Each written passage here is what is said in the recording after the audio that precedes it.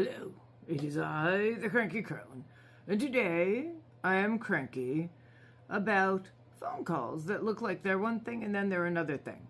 So, I got a phone call the other day around dinner time, which is sort of annoying to begin with, and it was one of these political polls, which I don't mind taking every once in a while, because whenever they put up the results of these polls and they say, well, 70% of people said this, I want to be one of the 70%. I want my voice to be heard.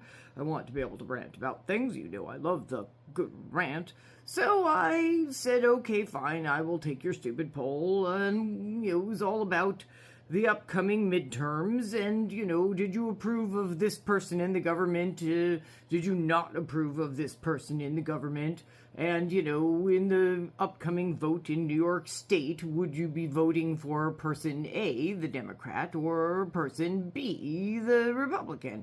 And so, of course, if you have been watching me at all, you know that I basically said I disapproved of everybody currently running things up at the top, and just especially the big top, and that I would, of course, be voting for the Democrat, and yes, I was extremely likely to be voting, and yes, I was extremely likely to vote at all, and it all seemed to be going okay, until the point where this nice young woman started saying, well, okay, are you going to vote for person A, the Republican, who has done this wonderful thing and this wonderful thing, or are you going to vote for person B, the Democrat, who did this terrible thing and this terrible thing? And I said, well, I'm going to still vote for person B, the Democrat.